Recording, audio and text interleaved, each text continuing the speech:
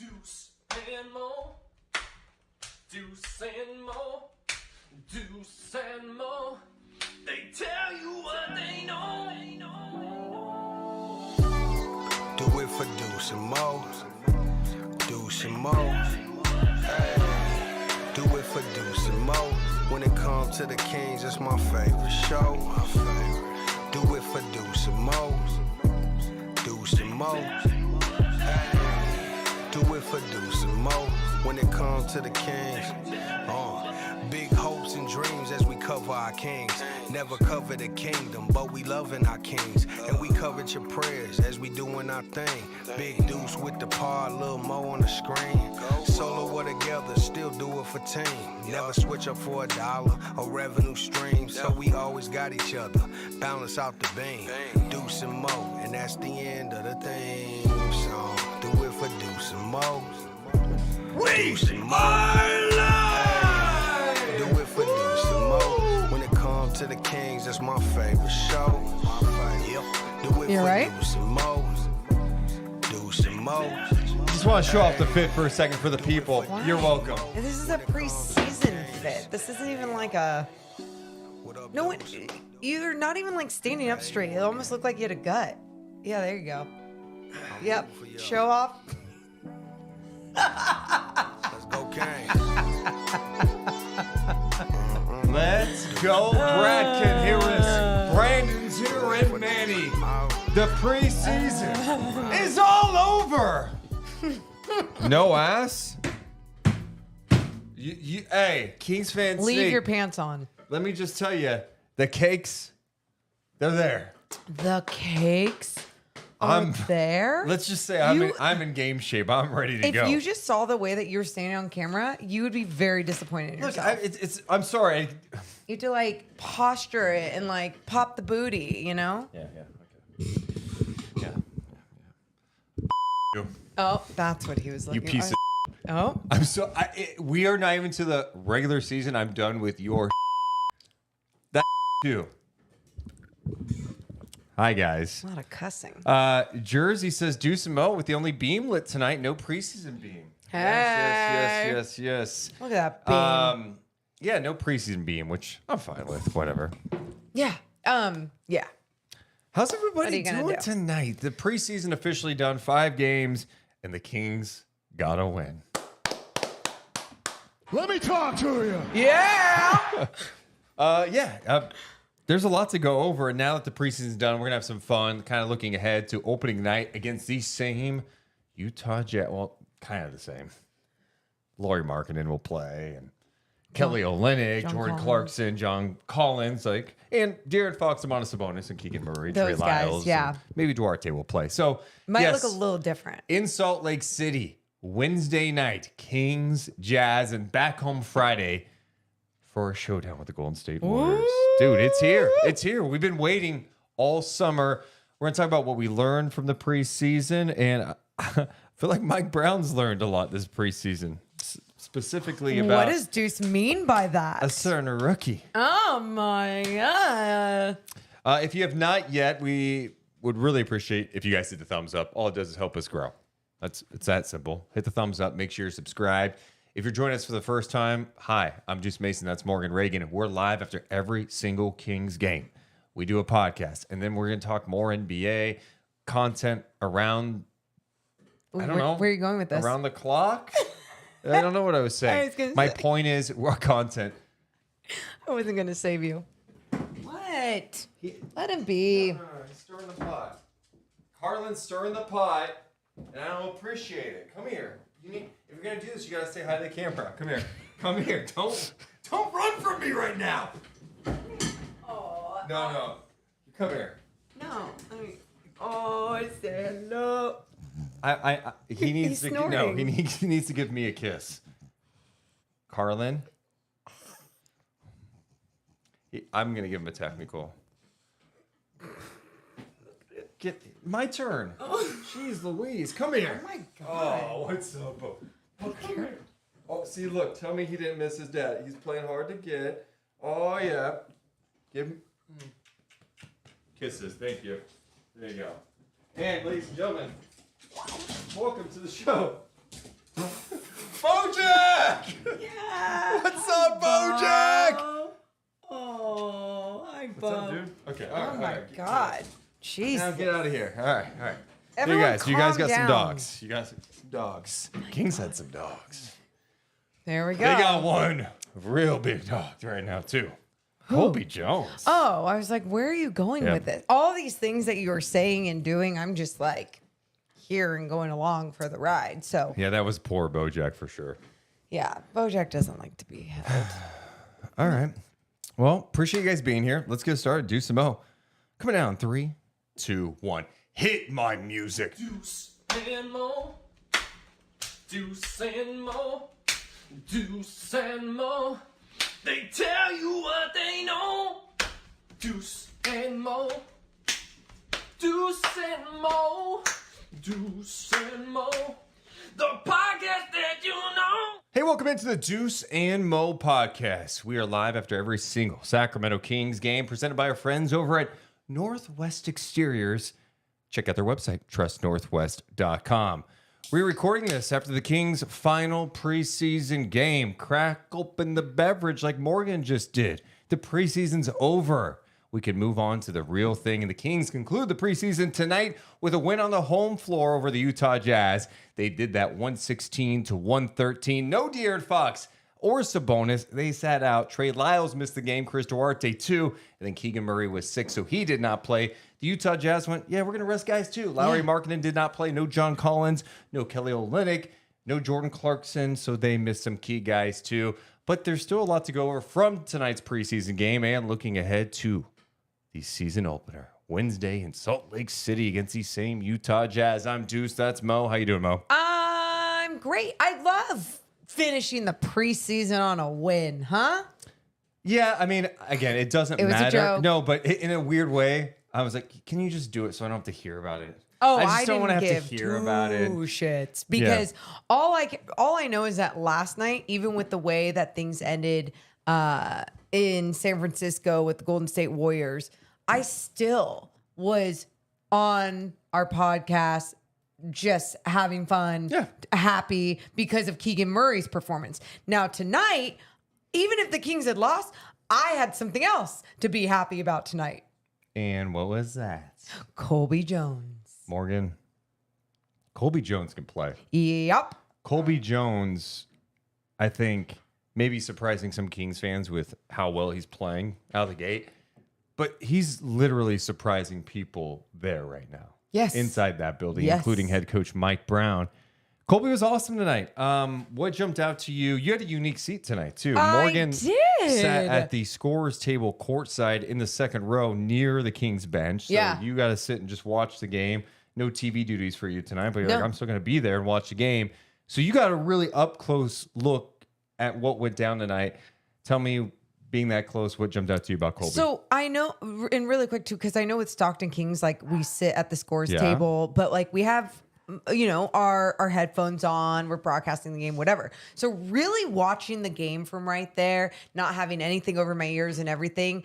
And I can go, the list goes on for so many guys, but we'll just start with Colby Jones and what I noticed with him right away. And that was just, again, something that Mike Brown has been preaching, but his physicality, right? Just how physical he got up into guys defensively. And then also on the offensive end, just his feel, his confidence. You know, it didn't matter if it was in transition, if it was early offense, or someone was driving to the basket and getting him the ball from beyond the arc.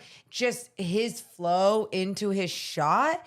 It's what you would expect some other guys to be doing right now, but you got the rookie Colby Jones doing it. I know it's preseason, but it's nice to still see it at a high level. Yeah. And he's shown it the last few games in For different sure. spots, and he's playing at a really high level.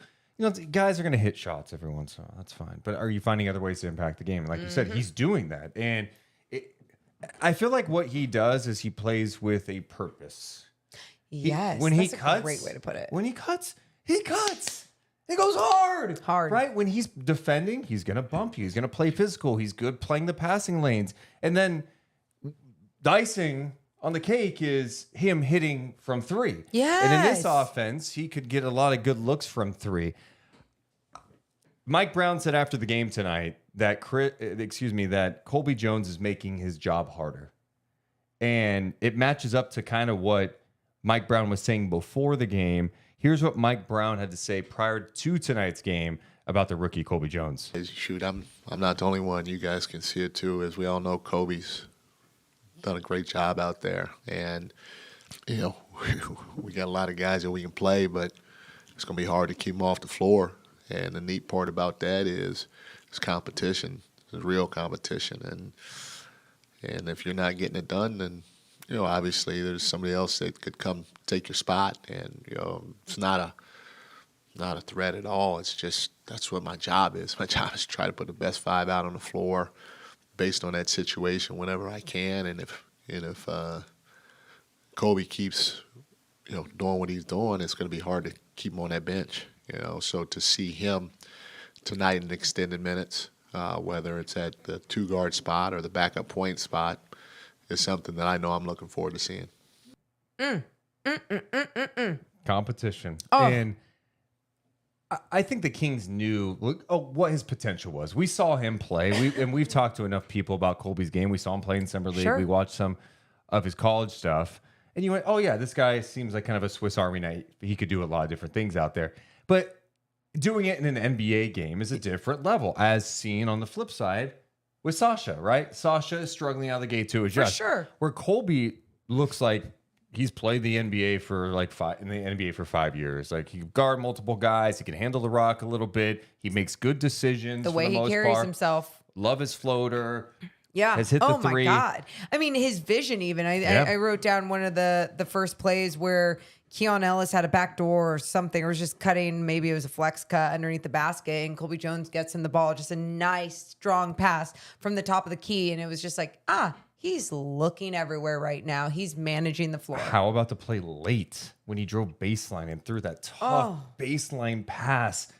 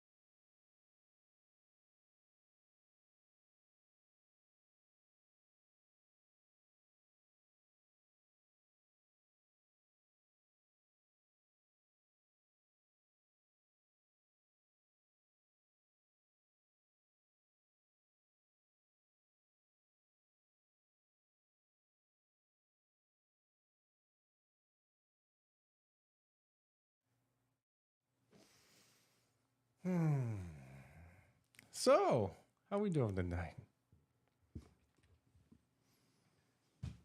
Okay. So, first of all, I don't know where the hell we Lost the audio. lost the audio, and it sucks because we're recording and stuff, and yeah, that sucks. I don't know what's happening, and I tested things this For morning. It just seems like every time we go live, this is happening. It did not happen last game. Yeah. And so then what happens is I have to turn off this mixer, and that takes forever to restart. And I don't know what's happening. And I promise you this weekend, I'm going to spend hours and hours troubleshooting this. So come opening night, this does not happen. Yeah. I mean, we've had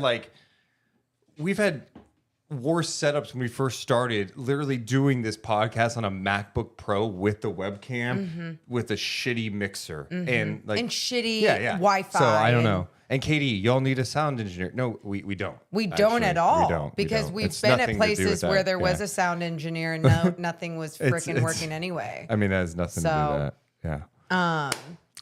All right. Hey. So hey, where did we cut off, guys? If we cut off about Mike Brown, let's start there. We're just going to start there. Just so I don't that's where we're going to start. Okay. Take a deep breath. Namaste. This is the first time I felt like pissed off about it. Where I'm like, oh, it's so funny. We killed the audio guy in the corner. And now I'm like, oh, I want to punch a wall. Okay. They said talking about the pass from Colby to Monk is where. Okay. So that's good. That's good. I'm gonna make this sound for editing later. Okay. And people watching this later on demand, just come on, bear with us here. We're figuring this out. Coming down 3, 2, 1. That pass Colby Jones had Woo! on the baseline Yeah. to Malik Monk in the corner for 3. It was an amazing pass. We're talking about his vision, obviously him just making some big plays, feeling confident.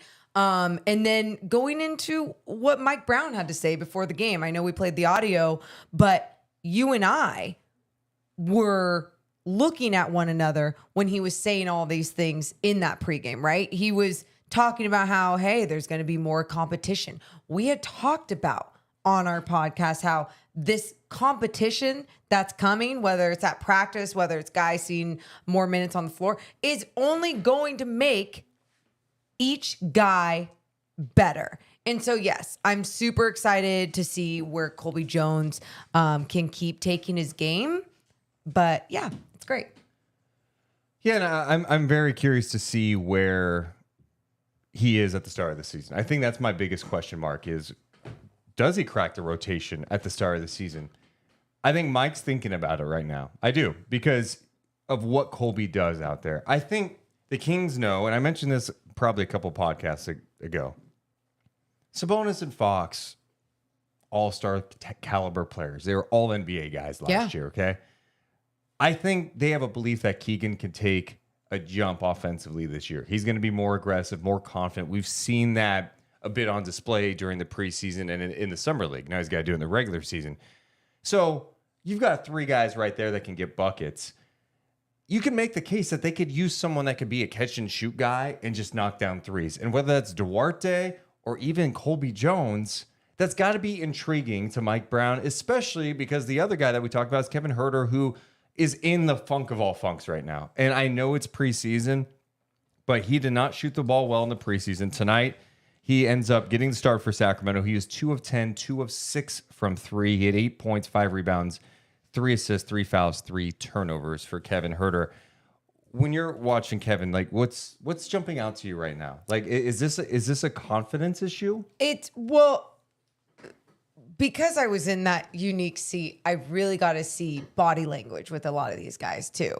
And there was this one sequence, Kevin Huerter, I believe, missed a 3. Maybe he got the rebound, someone else did, put up a jumper, and then someone got the rebound, or he did, and he put up another jumper. He missed all 3. All 3 in that. I remember that. Yeah. And in that moment, you just saw him. You didn't see him like it took over his game and he was going to be depressed from it or anything. I think he does a really good job of being like, I got to keep shooting. I got to keep shooting.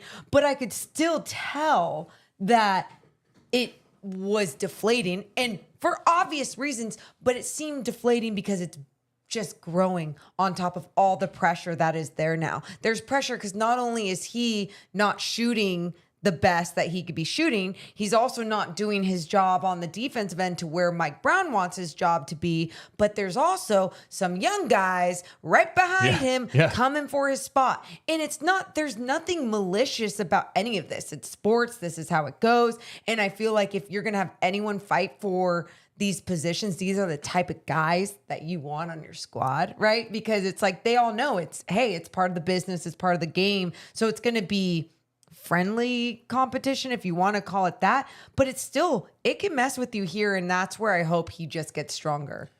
And this is coming off the heels of what happened in that 7-game series against the Warriors, where he was not good and did not play a lot in games 6 and 7. Yes. Yeah. My gut tells me that I think Huerter is going to start the season. I think he's going to be in the starting lineup to start the season. I think Mike Brown is going to show some trust. I mean, obviously things can change between now and then with training camp and practices. Like, who knows? The coaches are going to have a lot to go over. There's going to be practices between now and then. They'll watch tape, all that stuff, and get a good pulse for it. But I think you should show a little trust in him. And guys are going to go through funks. I look at Kevin Huerter. To me, in our 1 year watching him last year, when he is hot, he is hot. But when he is cold, it's like this, where you go, is he ever going to make a shot again? Yeah. There's not a lot of in between. I mean, you look at how he started the year last year. It was like the month of October, sample size, I get it, like 52%. The next month, high 40% from 3. And then he had months like in the 20s. Yeah. And in the playoffs. So you obviously want to see some things from him defensively, and Mike's going to hold all of his guys that accountable. He even mentioned Malik Monk today. Malik Monk he talked about how good Malik Monk was. He goes, I love Malik playing this way. He was attacking, setting guys up, but most importantly, he's getting better defensively, and that's what I want from him. And when he has the freedom out there, it's because he's doing what I need defensively from him. Yes, and I love that. It's like he's getting rewarded for giving all of his effort on that defensive end. And that's why when it comes to Kevin Huerter, it's like, I understand he's not as athletic. He's not going to be able to do certain things physically on the defensive end, but my God, like, you're smart enough to not only know that you should have been working on certain things on your body even during the off season to get to a certain point, because there are people coming up behind you. That was something else I was just like sitting up close and noticing with him. I'm like, did he get stronger? Is he worried about getting stronger because he's worried about screwing with his upper body and his shot in the off season? All little things I'm very curious about, but I think defensively, he can't depend on being with that starting unit and being like, all right, they're going to cover up my flaws. I'm going to be good in a team defense because I am a smart enough defender, which I believe he is. Hands in the passing lane. He can stay enough. He's got good size. He's like a longer guy. Yes. Like 6'7". He has things that are going for him on that end. But when he's not with that unit, what's going to save him? He's got to be able to save himself. Yeah, I think he'll have a short leash just because of the guys behind him. Now, Duarte, we don't know how much longer he's going to be out. Yeah. Brown did say before the game today that it's heading in the right direction for him. Love it. So I keep feeling I have to burp, and it's just like... But you're not burping? I'm kind of burping, and I'm just trying to get my sentence out. Are you a baby? Like, do you not know how to, like... Please, can you go ahead and tap me, please? Thank you. What do you do if I, like, puked up like a baby just now? Like Colby Jones? Oh my God! I thought you had that audio too. So I'm glad Morgan brought this up. So before the game too, Mike Brown was talking about Colby Jones, and he relayed his story about how against the Warriors last night, apparently Keegan was like, "Coach, you gotta take Colby Jones out of the game." Mike Brown, take it away. When I watch Kobe, on film when he was in college, he's a nice player, and you see, okay, hey, maybe if this, maybe if that, and when he first got here, okay, maybe if this, maybe if that, and a month or two in, okay, maybe, and now it's like, whoa, he's got a chance, and you just like his progression. And I think the biggest thing that he had to figure out is how hard he had to play and how locked in he had to be throughout the course of 48 minutes. It's still a little bit of an adjustment for him, but he and I talked about that, and he even said that, his conditioning is something that he's got to continue to work on, because to play that hard is not easy. It was funny last night. I had a great laugh last night. I didn't know what was going on. It was a dead ball situation. I think Keegan fouled somebody on purpose, and Keegan came over to me. He goes, "Coach, you got to get Colby out." And I was like, "What?" He was like, "You got to get Colby out. He's about to throw up." I was like, "What?" And so Colby comes like speed walking by me. It's the funniest thing, because when I turned and look at him, he was like this. He was like, "I got a good smile. Come on, Mike." He was like, and I was like, "Colby." And he just turned to me. He goes, I was like, "Colby, what's wrong?" He was like, he didn't say anything. So then he takes off to the bench. And so I follow him. I want to make sure he's okay. And he doesn't stop at the bench. He continues to go back in the back. And I don't know, where he went in the tunnel. I don't know what happened after that. But apparently he had thrown up and just kept it in his mouth. His mom's going to kill me. I'm sorry. But yeah, I mean, he's trying to play as hard as he can. And it's new for him. And, to have a guy, I didn't even know that this was going on, to have a guy continuing to just try to bust his behind out there, do us right. And it was like, that was like one of those cute moments, it just tickled my heart. Cute moments, because Keegan intentionally fouls someone. He's like, "Colby's about to puke." And I've said this before. I feel like this has happened before. What? I don't think there's a worse feeling than when you have throw up in your mouth, and it's like I don't think you've said this before, but yeah, it's a bad. And you're trying to hold it, and it's like you feel like the I chunks. don't think I could hold it in it's that like long. Salsa, like it's what? just No, so. you don't need to describe. It is the worst feeling. Yeah, but I don't know how one has the willpower to hold that in that long. But the whole I love that you actually shared that. That's right. It was GP2. Good job, Mod. Oh, that did the Todd. same? Thank you. Yeah, it was Mod. Yeah, because he kept it in. It was like running on the court. Oh God. Yeah, Oh yeah. I'm glad that you played all that audio, because I know it was long. But what I love was not only was Coach sharing this this story in a cute way, I guess you could call it, but he was talking about how the speed of the game is just so different that even for a young rookie that is very strong and capable of playing this game, as we've seen through this preseason, is even feeling it when it comes to the conditioning, to the pace and everything like that. And that's why when I look at all of these guys and I think about what Mike Brown wants them to do on the defensive end while still contributing at a high level on the offensive end, it's different. It's going to be something different that some of these guys are going to be like, "Oh shit, can I actually keep up?" Can we also talk about his Keegan impression? Be nice. Be nice. It is an awful I love impersonation. it. I think it's perfect. I'm serious. I love it. You know why I love it? Because you make fun of mine too, and I think it's rude. And I think we're both very good at it. Coach, Colby's gonna throw up. That's a little better. That's better than mine. Really? I don't even know what Mike's trying to do. I think someone in the chat said, yeah, it makes him sound like Steve Urkel from Family Matters. That's a show from a long time ago. Most, I'm sure most people know what that is, right? There's probably some going, what? Did I do that? Yeah. It's just, it gets to a point where So like, dumb. yeah, I mean, there's a lot of people that don't know that. And they're like, oh, okay. Oh, so we're starting to do that thing where we age ourselves? Yeah, for sure. No. Yeah. Oh, God.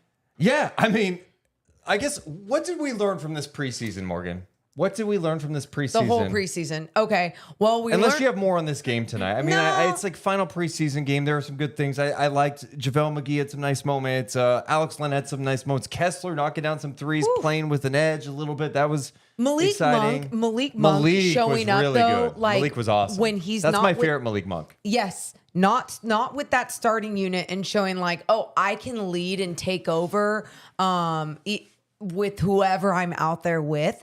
That I'm with you. That is my favorite Malik Monk on both ends of the floor. That was fun. But yeah, I think what you're really taking away from this entire preseason for the Sacramento Kings is they have themselves some competition when it comes to who's going to be in the rotation. And in some ways that's like, oh my gosh, how are they going to do that? In other ways, it's like, hell yeah, this just means that they're just going in the right direction. It's a good problem to have.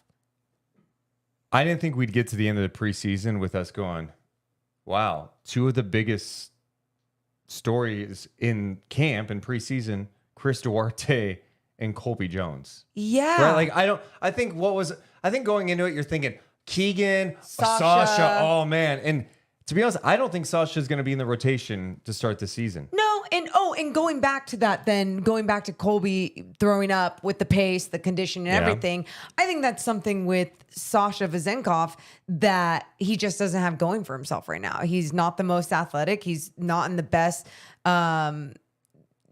When it comes to his conditioning, he's not in the best like NBA conditioned player out there. It's a whole different pace when it comes to EuroLeague, which I think has been screwing with a lot of his shots. I either text you at one point when he had one really nice shot in the third quarter. It was one of his threes that he'd made, and it was his fastest release that I saw all game. And I was like, that's the type of shot that he loves to shoot when he's just all in one motion, rhythm, fast. He had some better moments in the second half today where he was cutting off ball. He had a nice backdoor cut. He hit some threes. He ends up finishing tonight. He started, by the way, played 20 minutes, 13 points. He had 6 rebounds, 5 of 10 shooting, 3 of 8 from downtown for Sasha. Yeah. So I think like you said, overall, it's really looking at Chris and Colby and talking about, wow, where do they now fit in this rotation? Who's getting, if you want to call it, bumped out, demoted? I don't know, however you want to look at it. And will those guys be taking it to heart? Will they be taking it the right way and understand that the whole goal is to just build this team to become an even better postseason team? I don't know. I don't know right now, but I think we're going to know 15 to 20 games into this season. I think the two guys most impacted by like the Duarte and Colby Jones thing would be Huerter and Mitchell. You know, I think Davion tonight too. I think one encouraging aspect, his 3-point percentage ended up being pretty solid in the preseason, 38%, I think it was, which obviously if he carried that into the regular season, that'd be amazing. Small sample size, 5 games, blah, For blah, sure. blah, blah, blah. I just didn't love some of the looks he got from 3. I wanted him to get some catch and shoot threes as opposed to just, chucking up some threes for Davion. Yeah. I thought the Kings, especially in that first half, got a little 3-point happy. And maybe that was just, hey, we're just playing out here, whatever. But Colby can play some 1, he can play some 2, as Mike Brown said. So there's going to be multiple options, and it's going to be curious. It's going to be interesting to see how Mike Brown tinkers this season, because there's just a lot of guys to play. You can only play so many guys, and you're right. There could be some hurt feelings, or you got to like raise your game and step it up. And so it is a good problem to have because it raises the level of competitiveness. Yep, for everyone. It pushes guys. It should make you better. It's going to test you, but it should make you better. For an entire team, it should make you better. But even for individual players, like even if you're worried, like, oh man, I'm not seeing playing time with this roster, I want to be traded or I want to get out of here. I mean, how about you just get better so then you find your time again? It's not like you got LeBron James in front of you where you're not going to see time. If that was the mindset of maybe if it was Kevin Huerter or Davion that did end up getting bumped, but I don't think it's going to be that easy even for them getting bumped out of the rotation. I really do believe this is going to be something that Mike Brown tinkers with and plays with through 15, 20 games in this season before they actually figure out their identity. I love the fact that it is a Thursday night. It's a back-to-back after the preseason. We got a ton of people watching us live. If you haven't yet, make sure to hit the thumbs up button. Let's get that to well over 250, please. Hit the thumbs up button, hit the like button, whatever you want to call it. Just helps us grow. Make sure you're subscribed as well. We appreciate the support. If you're on the audio side, listening to this later on Spotify or Apple Podcasts, make sure to drop us a review because that helps us grow as well. What other things do we need to be talking about, Morgan? We talked a bit about the rotation. I know we hit on this last night too. You got the 5 that I'm going to just still pencil in the same 5 from last year with Huerter in the starting lineup. Okay. Monk's playing. Uh-huh. McGee's going to play. I love that we go over this every Trey night. Lyles. I'm just seeing if I'm missing anything. Yeah, I mean, it's Duarte's got to play. I think Duarte's going to play.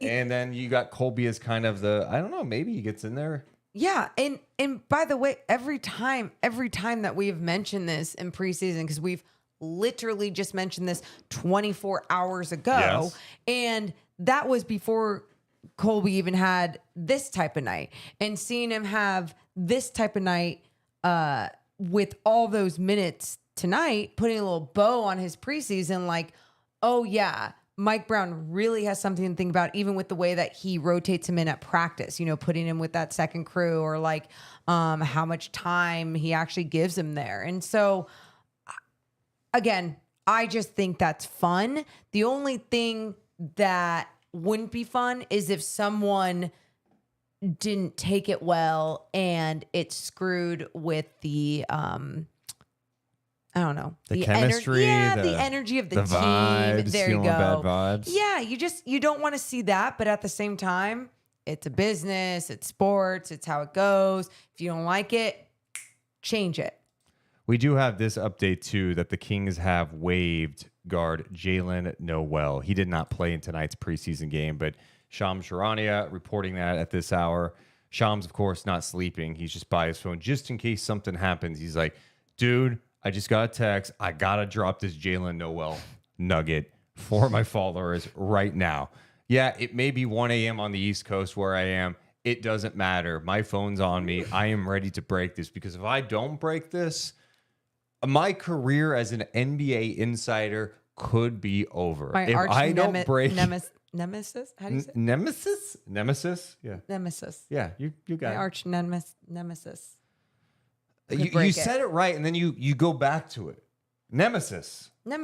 Good job. Why are you so angry? Like, let me mess up the word. That's right. So Jaylen Nowell was waived today by the Sacramento Kings. So that brings their roster spots. They have one open roster spot now, which allows them to have some flexibility.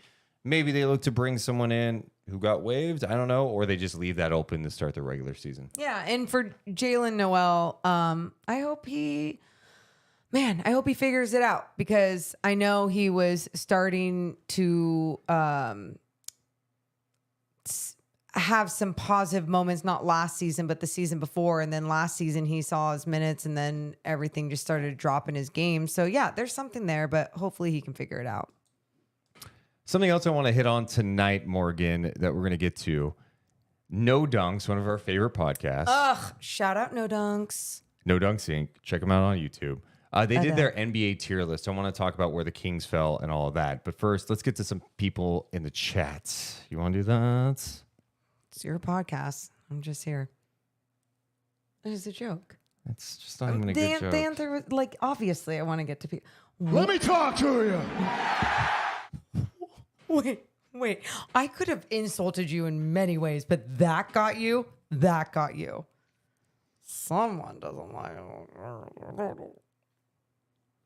I'm scrolling through the comments to see if there's anything worth it. There's just a lot of anti-Huerter stuff at this point in time. I saw that, and I will say to all of you people out there that are saying that, I think you're a little ridiculous. By little, like, especially if you're like really mean about it, I think you're absolutely ridiculous and should probably stop. Just because it's the same thing when Chris Duarte didn't have a good first preseason game and everyone was ready to waive him. That's a good. It's just like, you guys, you got like, I mean, do you have a good day every day? And if you do, good for you. Yeah, But it's just, that's probably not going to happen for most human beings. Yes, I would say he also had an 82 game sample size last year. That was really good. He had over 200 threes. He was a part of an offense that was the best offense in NBA history by offensive rating. Yeah. Like, he was very impactful. There's not many guys who knock down 200 plus threes on 40% shooting. It was him.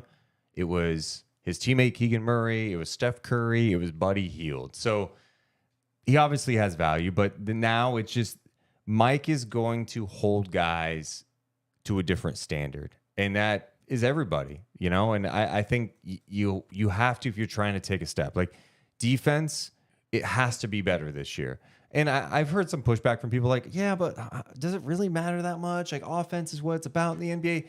Yeah, I think I don't have a question about the Kings' offense being good. I think it's going to be great this year. The Kings will have another year in the top. I'd be shocked if they were not a top 5 offensive rated team this year, right? I'm with you. They've got the firepower. They've got the 3-point shooting. They've got Fox, Sabonis. Building off of what they But did last year. The defense has to take a little bit of a jump toward average, right? They just can't be getting torched all the time. There's still moments you even saw in the preseason where they're going to have breakdowns, and that's just the reality. Here's something. Etcha in the chat said, there's no way we call it on Huerter yet. The dude is a little hit and miss at the moment, but it's early AF. It's preseason. Dude, love something heats up. Whatever. He's just a little cold at the moment. Yeah, very cold at the moment. Very cold. Very cold. Very, but very. yeah, it's tough. I hope he gets right in his mind, because I think just seeing his post-game media scrum in the locker room the other night, like after Chris Duarte got that start, it was kind of like you saw it starting to fade there, right? Like, he's already starting to not only get told like, hey, you might be out of the starting unit, but oh, you're also not doing your job, which was making all the shots that you used to make. So after watching the preseason, Morgan, what's your biggest question about this team? Has it changed at all? I don't, because it's like obviously it's the defense, and I think I'll just start there, because one of the other questions would be like, who's going to be in the rotation? But I truly think it's the defense, because whenever someone wants to shit on the Kings and they talk about, but they can't play defense, or they have one of the worst defense, I can't really argue that statistically. Like, when you look at the defensive rating last year and everything, you can't really argue that. I get that. They don't have some long shot blocking big that starts, you know. It's like they have Sabonis, and people don't see him as this big rim protector, even though there's different ways to protect the rim, not just blocking shots. And so I look at the pieces that they did add, and it's not going to be Sasha that plays some lockdown He's not going to help improve your defense. No, and it's probably not going to be Kevin Huerter that improves your defense. I haven't seen so far in the preseason him take a step there. Harrison Barnes has trouble defending wings. Yep. And I think when you look at Chris Duarte and Colby Jones, you're not just going to like bank that, oh, your defense takes a huge leap because you have those two. No, but I think it's to have that type of pressure on the perimeter from guards. I think they're taking a jump defensively this year. I really do. I hope so. It doesn't mean they're perfect. And like, when you're that bad defensively, like Sacramento has been for the better part of like 15 years, they were 24th last year. Like, I keep saying, get me to 15. Yeah. I'm seeing signs from De'Aaron Fox that this guy is beyond engaged and playing physical defense. I already know what Davion's going to do out there. I've seen it from Colby Jones. I've seen it from Chris Duarte. So now you're talking about multiple guys who are playing with a little more edge and physicality. I've even seen Sabonis play with a little more physicality defensively. Malik Monk is showing it. So I just think from that pure effort alone, they're going to improve. There'll be breakdowns, but it just feels like the communication's better. Even like JaVale McGee. I mean, look, when he is in there, you see having His some sort of size. rim protection is Yep. nice. Alex Len tonight. Yep. Alex Len was challenging everything at the rim. I loved it. Yeah. There's Trey Lyles moves pretty well. the potential is there. Yeah. But when you don't have elite individual defenders, you have to have a really good team defense. And I believe that this team can have that. It's just the preseason, and I'm trying not to like get fooled like, oh, this is what it's going to look like going forward. Because that's not the truth. Like that's not what it's going to look like as the season begins. In the chat, Sickness says, call me crazy, but Colby looks like one of their better perimeter defenders already. Yeah, he absolutely does. Zycron says, when will Vezenkov make an impact? How long do you think it will take him to get used to the NBA? For a EuroLeague MVP, I expected a bit more in the preseason. Yeah, I mean, I think we all expected a bit more from him in the preseason. I don't know. You know, I think there's obviously an adjustment, right? And the concerns about his defense, I think, remain. Like, it's just, he's going to be targeted. Yeah. Like, people are going to go at him. So that's why he has to be so locked into rotations and not make those type of mistakes, which we've seen him make. I think he's done a good job rebounding when he's been out there, which is a good positive. He does play physical. He's a smart guy. I think once he kind of learns players more, once he understands some concepts, he'll be fine. From an offensive perspective, like, yeah, he missed some threes in the preseason. He moves without the I have zero basketball. concern. Like, Dude. He'll fit in just fine offensively. But how long will it take for him to break in the rotation? I don't know. I loved some of his backdoor cuts tonight on the Yeah. offensive end too. Like when things weren't falling, it's like, all right, he's moving without the basketball. He's a smart guy. But yeah, I'm with you with all of that. With the defensive side of the ball, and it's tough because I think a lot of people were expecting so much more from him, but it's the preseason too. Like, let the guy figure it out. All right, we've got more coming up, but we should mention that tonight's podcast is presented by our presenting sponsor, our friends over at Northwest Exteriors, Morgan Reagan. Ugh, love me a good window or a couple. Yeah, this home now has brand new windows because of Northwest Exteriors. And it was the best decision that I think I've ever made, because not only does this home now look beautiful aesthetically, but it has so many other benefits. Like, I'm going to save a lot of money because now my energy bill is going to go down. Facts. I'm going to not hear stupid people outside or horns honking or any of that stuff because I have noise canceling windows. I have UV protection on my windows. I need to protect the skin and the furniture. So there's just so many benefits to new windows. And I can't tell people enough how much it has truly changed like a part of my life. Congratulations. Really? Thank you. It's a game changer. Yep. So you need to go to their website, trustnorthwest.com. They're local. They have a showroom in Rancho Cordova and awesome people. Come on. It's Northwest, baby. Simply the best. Trust Northwest. Also presented today by our friends over at ESAC Fitness. Check out esacfitness.com. They've got classes, functional fitness, yoga, spin. Let me tell you, I've been in the classes. And I am down about 7 pounds. Wow. Down about 7. Well, you know, when you put on 15 pounds from January to April, Yeah. you know, you got to dial back in. It's not just working out, it's eating well, it's taking care of your mental. Deuce Mason mixing in a little therapy too. Oh, I'm feeling good headed into the NBA season, but you want to get in physical shape? Great coaches. Check out East Sac Fitness. Appreciate their support. Also, can we give some love to a New York Times bestselling author, the one and only T.R. Reagan? If you're looking for a thriller to read, there's no better one than The Dark Twisted Mind of T.R. Reagan. yeah. She writes some pretty crazy books. You'll be sleeping with one eye open. We talk about them all the time. She loves supporting the podcast. But I know a lot of podcast listeners have chosen to read a lot of her books. So if you haven't yet, start with Abducted. Go to trreagan.com or amazon.com and search T.R. Reagan. We appreciate everyone's support of the Deuce and Mo podcast. Okay, Morgan. Yes. What you got?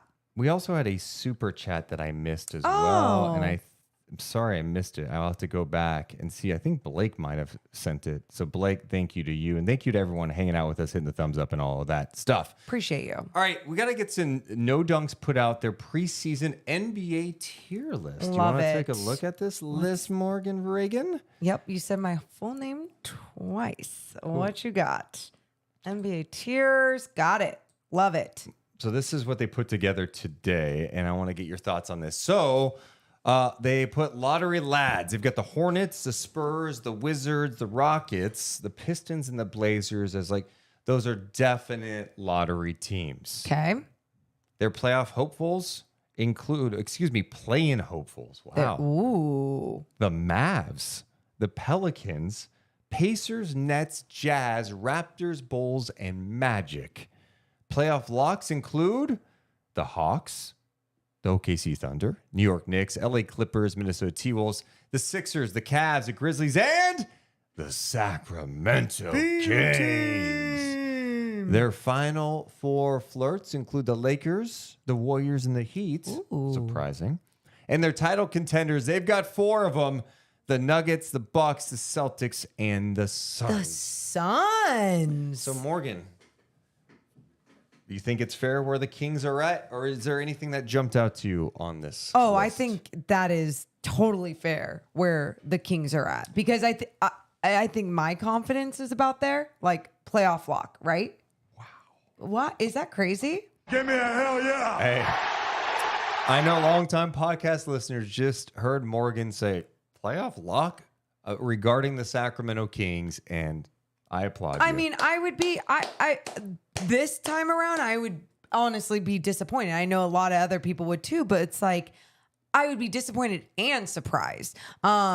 Especially if they did it to themselves. If it was the Western Conference was like screwing with them and that much better, and they just didn't have the power to get past some certain people in the West, couldn't get the playoff lock, it'd be a different story. We'll see it when we get there. But yes, right now, playoff lock for the Sacramento Kings. I like where they have them. I also definitely agree with the play-in hopefuls when they have the Mavs down there. And I'm like, thank you. Thank you for shoving them in there. Because I think so many people got Luka, Kyrie. They're just like, MVPs and just going to be the best. And I'm sorry to say it like that because it is that annoying to listen to. It is, but I feel like with those two specifically, they just don't have enough around them. That's what they do to, and I get it, they're in a tough spot, but they didn't add enough. They didn't add enough at all. And I think they're counting on some rookies to really help them. I know they're high on Derek Lively, but like, all right, do you trust that he's going to make an impact year one? I don't know. I just don't like their depth. Kyrie is so good when it comes to creating his own shot. I mean, his ability to just be such a special scorer, all these things. Luka, same thing. Oh my God, the way that Luka can just put the ball on the floor, find his teammate all the way, in the corner, wherever, overhead pass, gets it to them. But who is he passing to in that corner that is going to for sure make that 3-point shot, right? Like, I'm not doubting the talent of Kyrie and Luka. I'm just doubting the team as a whole. And that's why you go, yeah, that talent could get them the 7th spot in the West. Yeah. And the play-in, and they could maybe get in Play-in there. hopeful. Yeah. And then they could get in the playoffs that way. I view that the same way. I think the Pelicans are the team that I just don't know. I think putting them at play-in hopeful is fair because with the Pelicans, to me, you got to prove it. Yeah. Right? Like, Zion has not stayed healthy. I love Zion. When he's out there and he's dunking on everybody, like dude, the guy's disgusting. Magic. It's so fun to watch. Brandon Ingram, when he's healthy, okay, it's good. I just don't trust it because we haven't seen it enough. But I think we also have to acknowledge there was a stretch last year when those guys were out there. And I know we don't really care about standings in like December, but they were at the top of the West for a second. Yeah. They were. And then once Zion went down, they had injuries, it all fell apart, but they were there. And they've got individuals on there. So like they make a better roster, right? And I think with them, the only tough part is when they want to have a certain identity as a team, and then the team completely changes because of health, because of something else popping up. And then it's like, who are we? And what else do we have once we don't have these two pieces, BI or Zion? Yeah, I agree. I don't have a huge pulse on the Pelicans, so I'm excited to see them start playing too. Utah got off to a really great start last year. You know, things did shift for them a bit after the trade deadline when they moved on from Mike Conley and sent him to Minnesota. Yeah, there's some intriguing aspects on their team, and like Marketing had a hell of a year last year. I just don't completely see it with that group, but they do have some intriguing pieces, and you're like, well, what's Danny Ainge gonna do? Because he's seemingly up to something all the time. Yeah. So yeah, the play-in hopefuls, I'm pretty cool with that tier, that category, and everything. I would say the playoff locks.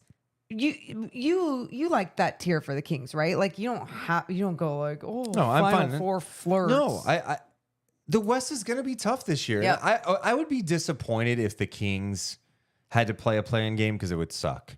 Now, if they got into the playoffs and they want to play, who cares? You're in the playoffs. But you know, if they missed or got bumped in the play-in, yeah, it'd be a highly disappointing season. Agreed. I have expectations of them getting back to the playoffs, and depending on the matchup, having a legit chance to get out of the first round this year. Those are kind of my expectations. It's hard to win a playoff series. I get that, but I think this team has the talent to do it.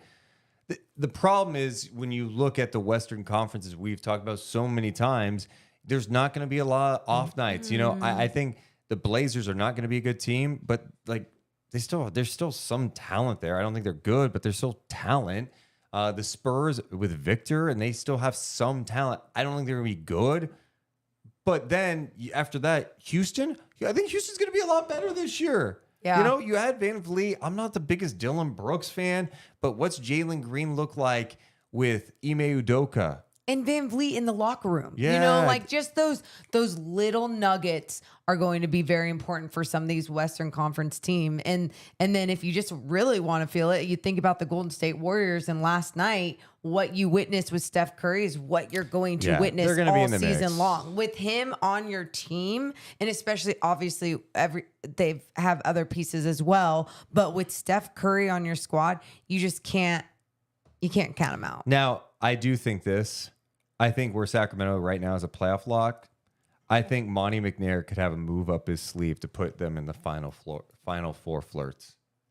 Okay. And maybe even higher. I think that's one of my bold predictions. It's not that bold. It's like, oh, the GM's going to make a move. I think the Kings are going to make a significant move before the deadline because I think they have to. I think they just have a lot of...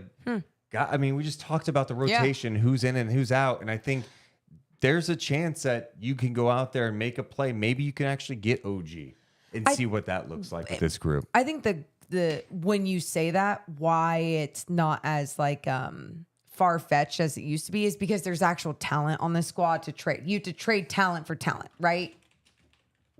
Right. I'm listening, Morgan. I thought you were going to continue. No, I was just waiting for a response. But Deuce, why don't you show what photo? Oh my God. Show the photo.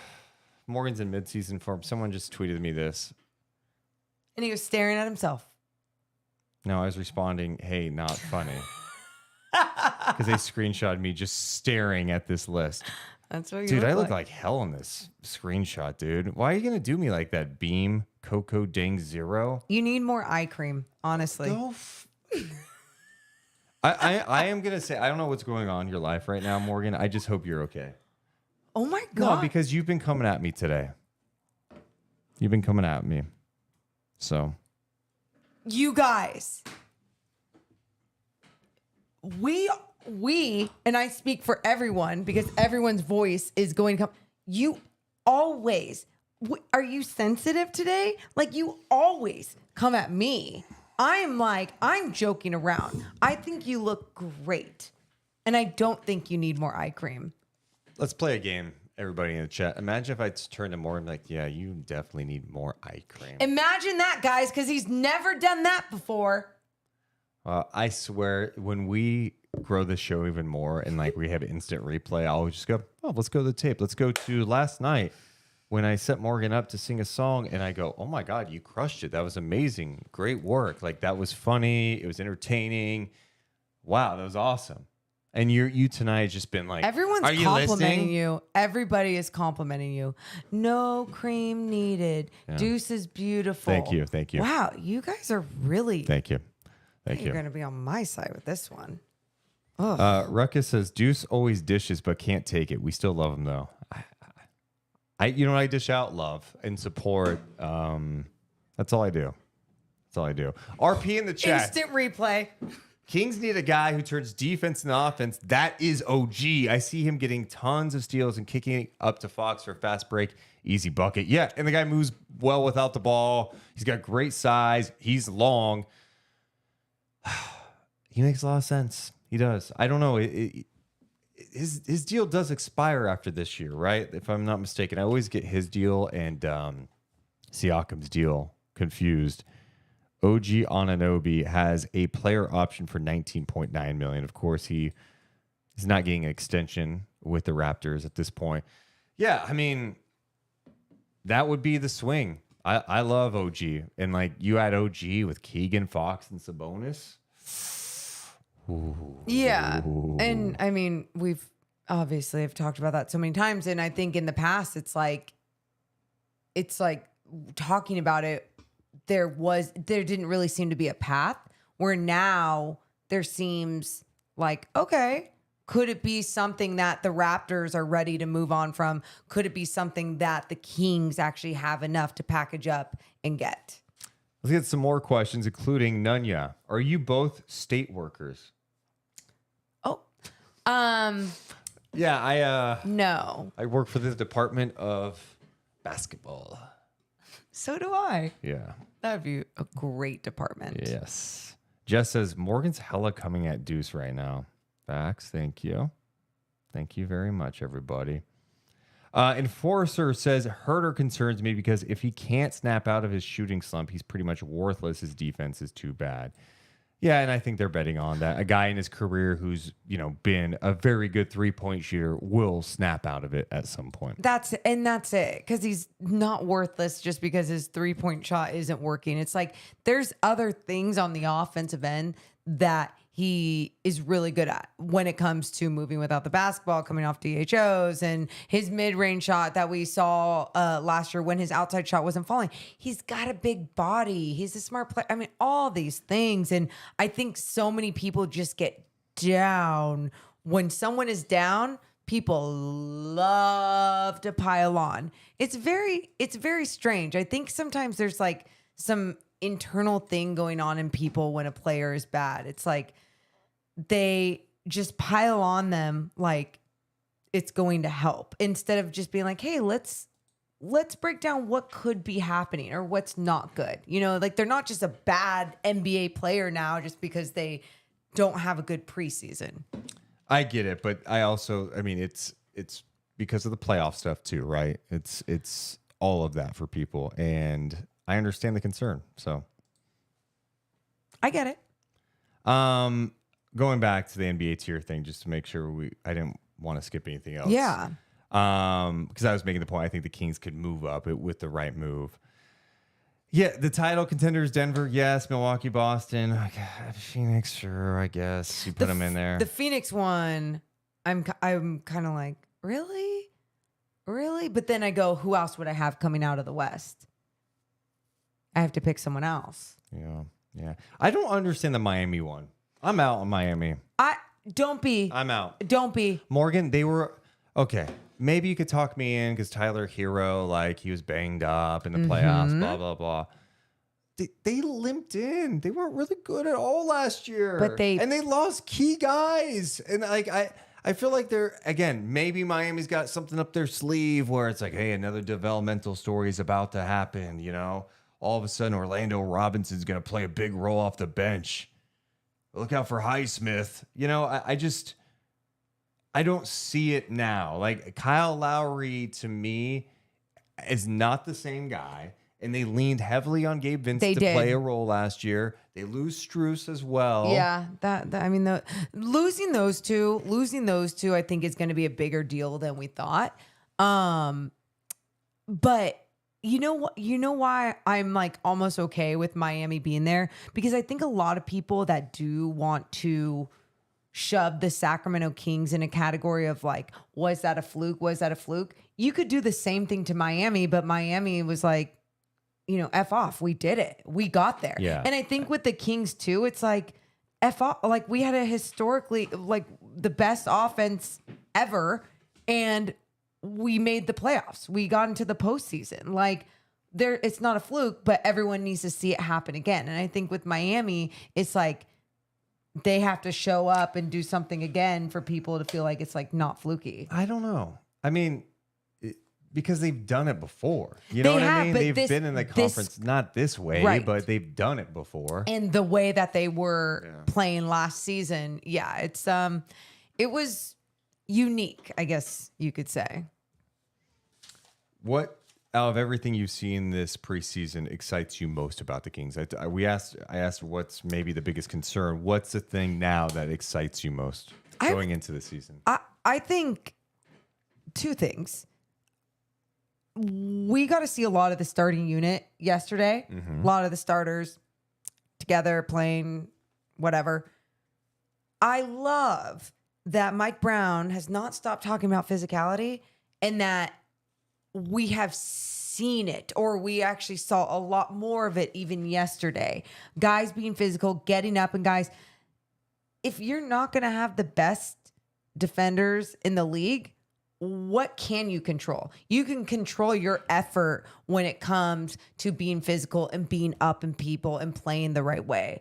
So I would say that, and the Kings, it seems like they have, I mean, right now, we all say they have depth, but it seems like they have like some actual depth in this league, and it's going to come into play. Like it's really going to benefit them. Those are two good ones. What are yours? I do like that. I thought, you know what's interesting? I thought they were deeper this year, but I didn't think it was going to be because of Jones and Duarte. What you were thinking? Sasha and JaVale, or like what? Sasha, JaVale, Trey, Monk. Like I thought Duarte would play like the Terrence Davis role a bit, and maybe he ends up playing that. But in my head, I was like, you know, I like Colby as a rookie, but I'm like, I don't think Brown's gonna really play him a lot this year. Maybe he gets, you know, some spot minutes every once in a while, but he's just forced his way into this conversation now, which is amazing for him. It just shows you how talented the guy is. I think for me, I have another one. Well, do you want to do all of them or what? No, your turn. Do you want to? You did two. Can I do one more? Just to be clear, I said, "Hey Morgan, what excites you most?" Indicating like just the one thing that kind of really excites you most going into the season after watching the Kings preseason. And since she said two, and I have one. And then more. what was the first one? The first one was physicality. The second one was depth. Do you want the third one?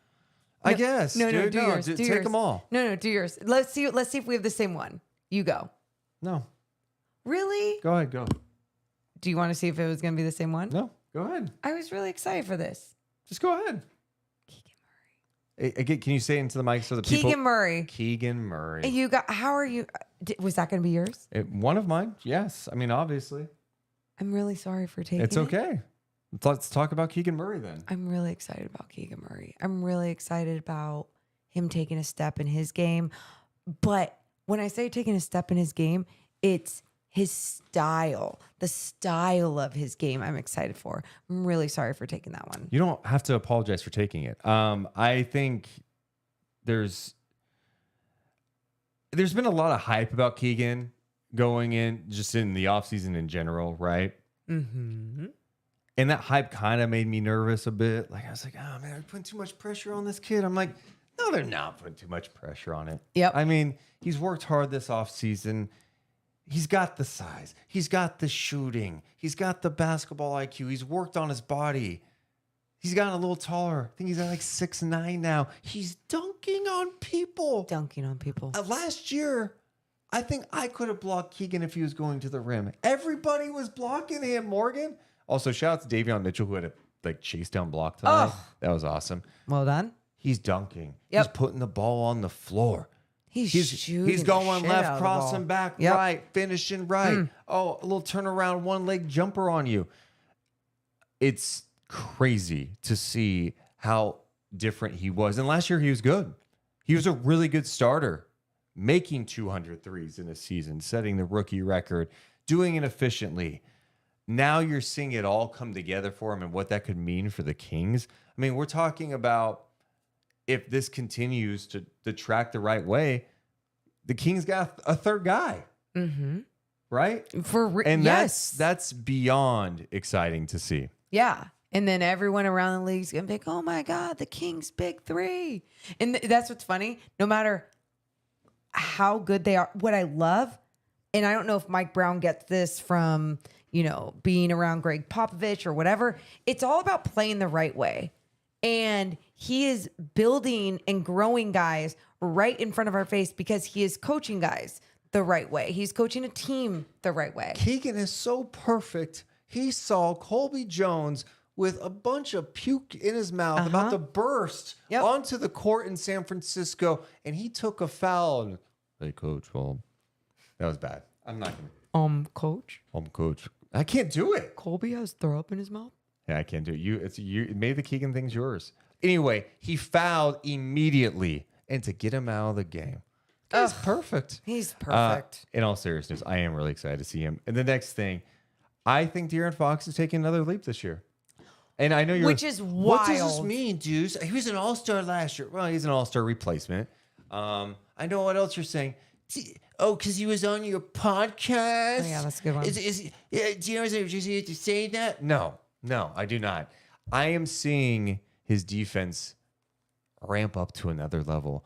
His confidence seems higher than ever. Yep. And we always talk about the physicality defensively, and I think that I get really excited about that when it comes to Fox because he has the tools, and I've said this since he was a rookie, that he can be a really good defensive player. And now you're seeing it come together a bit now where he's using his strength.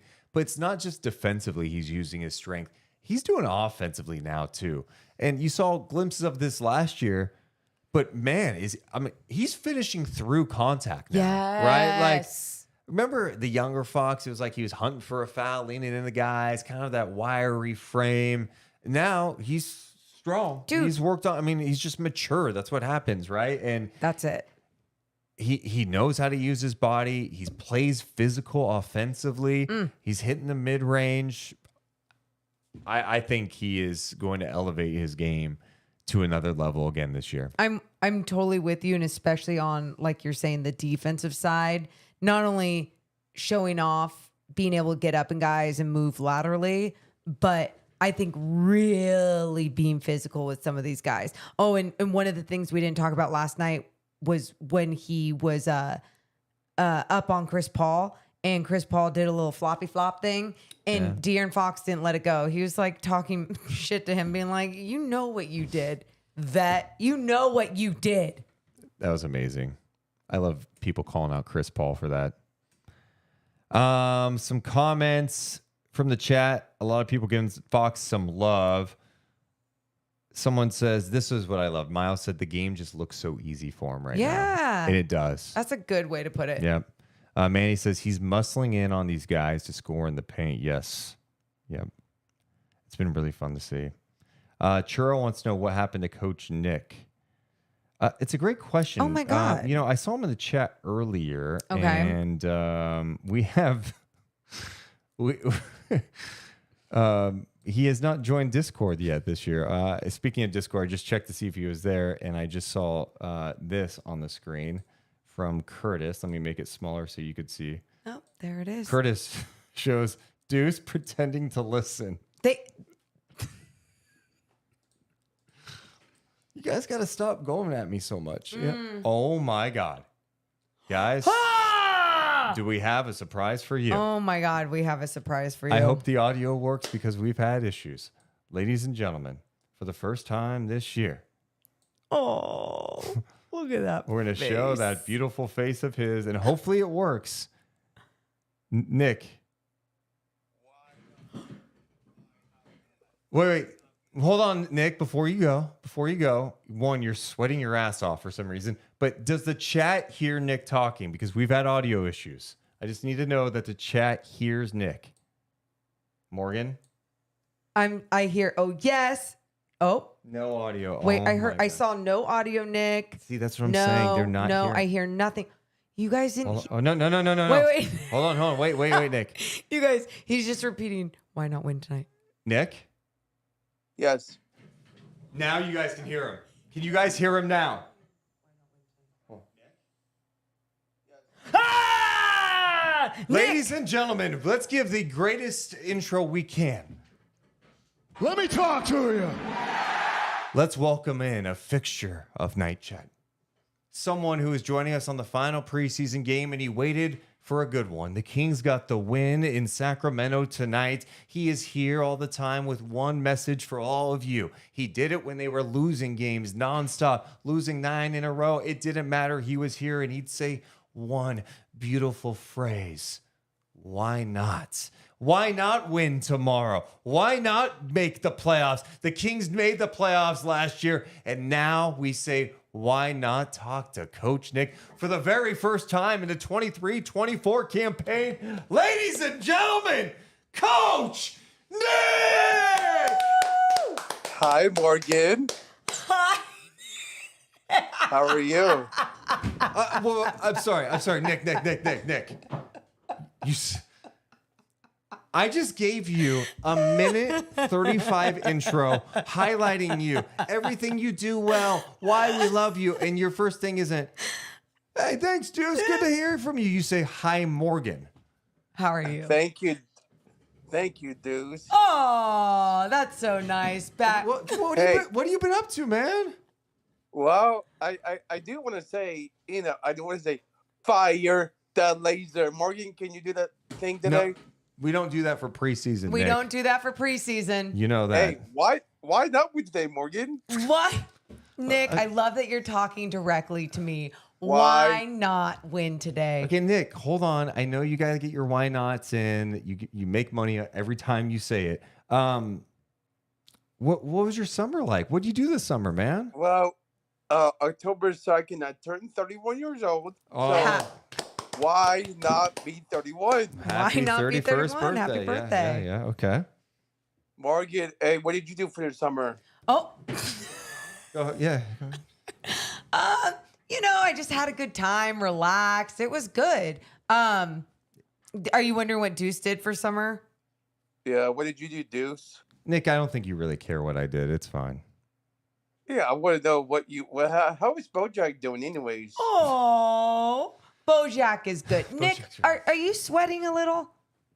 I am sweating a little. Why? Hey, Jerry Reynolds lives in Roseville, California. And he was a holy moly, Jim Bob Bully, hippity up to the barbershop. Okay. All right, Nick. Why are you sweating? Why I not don't know. sweat? Okay, just one of those things. Okay. I love it. All right. Okay. It's your first time back with us in a while. Long time. Tell us why you're excited for this season. I'm excited for the season because, the Kings are going to be ready. They're going to be ready. You got to be ready for the season. Ooh, I like be- that. Because Is- you know what? I want to see the Kings make the playoffs again. Ooh. Okay. Why Why not? not- Why why not not be put the ready? playoff? Why not be ready? Well, Nick, Why not be ready? let's just pretend that Mike Brown called you and he said, "Hey, Nick, good to talk to you again. I need you to come down to Golden One Center. I need you to talk to all the players and give them kind of like a motivational, inspiring speech before the season. You have to go in there and get them really fired up for the first game in the season. What do you say to them? Act like we're the players, and you have to go speak. Okay. I think, well, I have to say, well, I do have to say that, Yeah. I do have to say that we have to be good this season, and I think no, we're going to be good. We're going to have to show show the team that we can win and get the Kings fans pumped up and ready to make the playoffs. So why not like to be in the season? Give me a hell yeah! Why not like to be this year? Why not win more games? Why not like to be Morgan? What? Why not? Why not? Why not? I love the slogan, Nick. I love that you're not going away from it. It brought us so much joy last year. Why not keep the same slogan? Why not? And Deuce and Mo, you guys are part of my life, and you guys do a good job on your show. Thank you, Thanks. Nick. We think you're wonderful, and we appreciate you joining. And we will see you next time. Yes, Morgan. All right. Yes, Deuce. Yeah, go take a shower, you sweaty son of a. Hey, Bye, Coach hey, Nick. sleep beams. Sleep beams. sleep beams. Oh wow. I You know what? That missed felt it. better than I thought. Honestly, I didn't know that I needed that in my life tonight. Fantastic. I just gave him the most epic intro ever. It was. I felt like Paul Heyman introducing. It was really nice. My tribal chief Roman Reigns. And it was so perfect how he went about it. Hi, Morgan. How are you? Amazing Love stuff. Coach Nick. We'll be live again Wednesday night. Can you believe it? Kings and Jazz. Oh, I was like, well, Monday though we have. Well, we have a members only thing for Patreon. Patreon.com/Deuce and Mo for members only on Monday night. And I don't know, we may drop some other stuff before that. We'll figure it out. But we'll definitely be live again Wednesday night after the game. Kings and Jazz in Salt Lake City. Yes. I'm excited to see it because, Utah is a team that added more size. I mean, John Collins was a guy that I know Kings fans have talked about for a while. Now he's in the fold. I really like Walker Kessler, by the way. Just knows how to play. Yep. No. I mean, he's gonna be tough out there. He's gonna be big. And it's going to be interesting to see how the Kings rotate their bigs against a team like the Utah Jazz. JaVale McGee's playing for sure. For sure. For sure. Yeah, I can't believe it's here. I'm so excited for it. I'm excited to see what the journey is. And it's like I said this a lot last year about enjoying the come up because there's nothing like the come up. Mm-hmm.